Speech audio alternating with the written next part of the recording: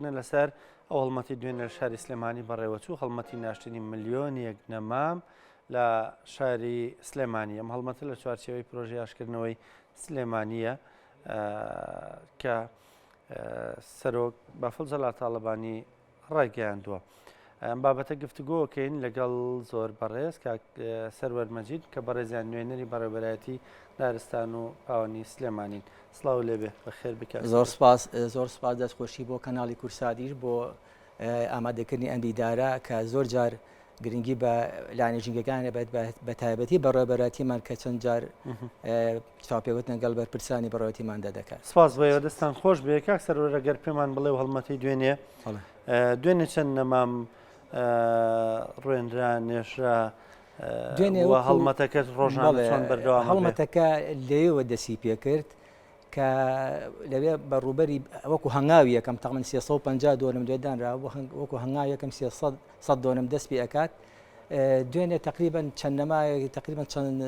سەد نەمامی ڕوێنرا وەکو دەستپێکردنی هەڵمەتەکە. ئەم هەڵمەتە بەردەوام ئەبێت هەتا وەکو 1.6 ئێمە ئەوکو بەڕێوەبەرایەتیمان بەردەوامە بین. زەوی دیاری کراوە بۆ هەڵمەتەکە. بەڵێ ئێمە زەویەکانمان تقریباً لە 70 پرۆژەی خۆمان کە لەبەرەوەی پارێزرا بە زەویمان بۆ تەرخان کردووە. بەڕێز سەرۆک کاتێک کە بڕیارەکەی یا لە یادی کۆنگرەی یادی دامەزرانی یەکێتی نیشتمانی کوردستان لە 47مین یادی بکە بڕیاری چاندی 1 ملیۆن نەمام ئەو یەکەمین بەڕێوەبەرایەتی کە پێشوازی کرد لەم هەڵمەتە بەڕێوەتی دارستان و پاوەنی سلێمانی بوو. بۆیە هەر زوو خۆمان بۆ ئامادە کرد، شوێنەکانمان بۆ تەرخان کرد، دەستمان کرد بە دانانی دەرخستە، لیژنەیمان پێکێنا بۆ تەنسیڵکردن لەگەڵ لیژنەی نووسینگەی سەرۆک بۆ جێبەجێکردنی پرۆژەکان. بۆی ئێمە تقریباً 20 شوێنە حەڤە شوێنەکان هەر لە 5 تا کەوتواتە قەرەهەنجیر و چەمچەماڵ و ینی هەموو سنووری پارێزگای سلێمانی ئەوەی کە لەژێر دەسەڵاتی بەڕێوەتی دارستان و پاوەنی سلێمانیە. هەڵمەتەکە خۆی هەموو هەرێمی کوردستان ئەگرێتەوە.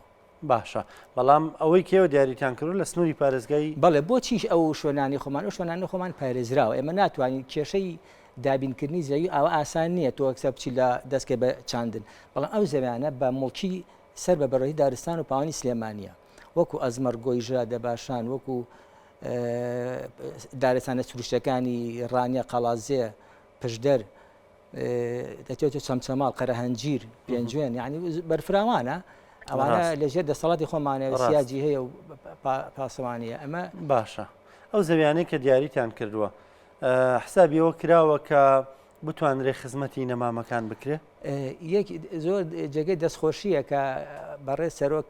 ئەو بڕیارەیە دابینکردنی خزمەتەکەشی بۆ 3 ساڵگرێتە ئەستۆی خۆی،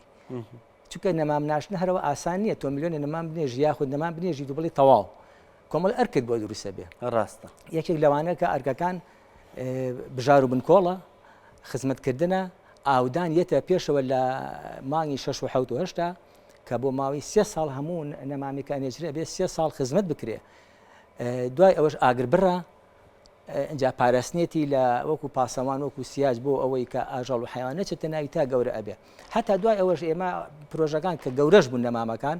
هەرە بێ ئاگری بەران بۆ بکرێ، ینی ئەرکێکە ئەبێ لەسەر شامان. ئەمە بۆچی؟ ئەمە بۆ داهاتووە،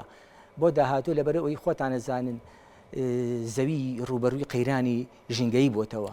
بەهۆی چالاکیەکانی مرۆڤ، بەهۆی زۆربوونی دانیشتوانەوە گەرما قەتیس بوو، بەهۆی زیادی دۆمۆکسیدی کاربوونە. ئەوەڵ شت کە ئەبێ بکرێت لە هەموو جیهانەکە زیاتر ینی زۆر دنیا پێی مەشغوڵە بابەتی ژینگەییە کە ئەبێ ڕوبەرووی ئەو قەیرانە ببینەوە بە پاراستنی ئەو ڕوبەرە سەوزایی کە هەیە و زیادکردنی ڕوبەری سەوزایی. بۆیە خۆشبەختانە ئەم بڕیاری کاک پافڵ کاک سەرۆک پافڵ ینی بڕیارێکی زۆر گونجا و دروست و جوانیشە خۆشبەختی باشە کە بڕوارەکە چێتێ جێبەجێکردنەوە یەکسەر. ئەوە ئەمە ڕوبەری سەوزایی زیادن. باشە ڕوبەری سەوزایی باش زیاکە بەو بڕە؟ ئەی تەمان تۆ ملیۆنە نەما بنێژی ڕوبەرەکە یعنی ڕێژەیەک زیێ ئەکات و تأثیرەکاتە سەر گۆڕانکاری ینی ئاو هەوا ئەوەی هەموو ناشتی نەمامێک تو هاو بۆ پاکات. ڕاستە کاک سەروەر لە دیاریکردنی نەمامەکانە حسابیۆتان کرۆم نەمامانە لەگەڵ ئاوهەوای کوردستانە بگونجێن. ئێمە لیژنەی پسپۆرمان هەیە بۆ دیاریکردنی ئەو شوێنانە ئەومانەیە کە لە گەرمیانە فەرقی هەیە ئەوانەی لە پێنجوانە یا لە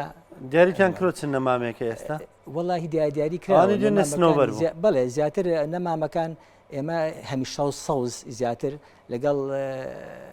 وەکو سنۆبەریات بەعام زۆر بەیان منتیقی هینیش گەرمیان کالیپتۆز و کۆمەڵێ داری تریش هەیەوە وەکو ئەلبیزا و کۆمەڵشی تر هەیە ینی گەشیان باشتریشە بە زیاتر گرنگی بە نەمامە هەمیشە سەوزەکان چکە نەمامی هەمیشە سەوز زیاتر ئۆکسسیجین و هینت ئااتێ بەردەوامیش سەوزە نەمام ڕواندن یعنی هەموو نەمامەیەک کە دابێ بەدار کۆمەڵە سوودی هەیە هەر ئەوە نیە ئۆکسسیجین باتێ پلی گەرمی داڵبەسیێنێ ڕادێشێ زیاکە ئاوی ژێرزەوی زیاکە بارانە بارێ و کاتە ینی کۆمەڵێ لایەنی ئیجابی زۆری هەیە ئەنج ئەم بڕارێژ لایەنێکی تری ئابووریشی هەیە ئەگەر بیرمان ناچێ حەزەکەم باسیکەین لەبەرەوەی تۆ هەری کارە ڕەخسێنیت تۆ کە ملیۆنە نەمامە ڕوێنی لە هەرێمی کوردستان پێویستیت بە کرێکار هەیە پێویستی بە سیارە هەیە پێویستیت بە ئالیات هەیە پێویستی بە سایق هەیە لەبەرەوە هەلی کاریش ئەڕەخسێنی لە خزمەتی کرێ و خزمەتکردنەکەی بۆ ماوەی 3 ساڵ بە هەمان شێوە ئەمەش ڕەخساندنی هەلی کارە باشە هەڵمەتەکە دوێنێ دەستی پێکرد ئێوە بەرنامەتاندا ناوە چۆن ڕۆژانە باڵێن هەڵمەتەکە ئیدامە پێ بدەن درێژەی پێبان ئێمە هەڵمەتەکە خۆمان بۆ ئامادەکردووە دەرخی تەواما بکردووە لە ناوچە جیاجەکان یعنی ئەو شوێنانی کە بەمان باس کردیت یعنی کە لێری دەست پێەکە دوای ئەوە لە هەمان کاتە لە شوێنەکانی تریش دەست پێ ئەکا بە بەردەوامی یعنی ئەوڵ شت چی ئەکەن خەتی گرادۆنی لێدرێ خەتی گرادۆنی دوای ئەوەش 4 هەڵەکەنرێ نەمامەکان دوای ئەوە دەسەکەی بە چاندی نەمامەکان ئەنجا ساڵی کە ئەچینەوە بڵێ مانگی 6 و 7 ئاودان دەست پێەکە ئەنجا ئیشی تریشی بۆ زیابێ لەوانە بژار و بن کۆڵە ئاگر بڕە پاراستنیەتی باشە کاک سەروەرم نەمامانە ئەوەی کابیندێ بچووکن یعنی خزمەتی زۆر زۆریەوێ نەمان بچووک بێ یا تۆزێک گەورە بێ بۆی خۆی تۆزێ خۆی گرتە بێ و زووتر گەورە بێ و زووتر بەرەمەکەی بخۆین و یەکێک لەوانەی کە ئێمە ئیشی لەسەرەکەین نەمامەکان هەر نووسنگی سەرۆک دابینیەکات ئیتر ئەمان ئەو چ نەمامەی هەن گەورە بێت یا بچووک بێت بەس خۆی نەمامی زۆر گەورەش ئەرکرد بۆ زیاکە بۆ نمونە تۆ نەمامێکی 2 متری 3 متری لەوانەیە لە پارکێکە ئەرگەکەی کەمتر بێت مەسەن تۆ سەنەمام یا پەنجانامە ڕوێنی ئەبێ ستاندی بۆ دانێت و دای کوتیت بۆی ڕەشەبای نەیجوڵێن چکە هەموو جوڵانیەک ڕێگەکەی لە ڕێگەوە ئەبچڕێنە و وشکێکە ئێمە دارستانەکان بەدابەتی ئەم گۆژ و ئەزمەرت سلۆپێکی هەیە و معدەل بای هەیە بە ڕەشەبا بەناوبانگ بە ڕەشەبانە تۆ نەمامیشی گەور ئەنێژیت چۆن ئەی پارێزی چۆن دای ئەکوتی بەڵام ئێمە نەمامەکان ئەمانە ئێستا دانراوە و دوێنێ بینیتان تقریبا 6-7 سانتیم بەرزە ستاندمان بۆ داناوە بە پەتە ئەیبەستین ئەم نەمامە جوڵێ ئەو نەمامە بە بچووکی خۆی تعقلمەکە ئەگونجێنێ لەگەڵ جەوی ناوچەکە ئەمە باشترین ڕێگەیە ئەو دارستانی کە ئەیبینی ئەگەرکەم پێ نەبڕ ئەو دارستانی کە ئەیبڕی چەند ساڵە گەورە بوون ئێستا 15 متر بەرزە ئەمە هەنەمامی بچووک بوون هەرۆ نەمامە بچووکە بوون خزمەت کراون گەورە بوون گەرم هەڵمەتە 10 ساڵ پێش ئێستا بکرایە ئێستا گۆیژێ جاجێ دەستخۆشیە ینی سەکردێکی سیاسی کە گرنگی بەلانی ژینگە بە خۆشببختانە کۆمەڵێ بڕیاری دەرکرد ینی بۆ ئاژبوونەوەی پرۆژه ئاژبوونەی سلێمانی کە ئەمە بڕیارێکی زۆر گرنگ بوو بەڕاستی یەکێک لە بڕارگەنگانی بڕیاری ئەم چاندی نەمامە بوو کە ئەمە ینی بڕیارێکی زۆر دروستە خۆشببختانش ئەچێتە بواری جێبەجێکردنەوە بڕیارەکان ئەوە ینی زۆر جێگەی دڵخۆشیە دەستان خۆش بە کاک سەروەر بە هیوایەوەی بەردەوامیەوەش ئەوەش لەم هەڵمەتەیە بەگشتی مانووە بن لە دیاریکردنی زەویەوە لە ڕۆژانی هەڵمەتەکە خۆمان بۆ ئامادەکردو ینی بۆ پەڕی توانایی و هەموو فەرمانبەران و کرێکار و ستافەکانمان یعنی لەو ڕۆژێک کە بڕارەکە دەرچووە پشگیریمان کردووە بە بەڕێوەبەریش یانێکێکە لەو بەڕێوەبەرانی کە بڵێن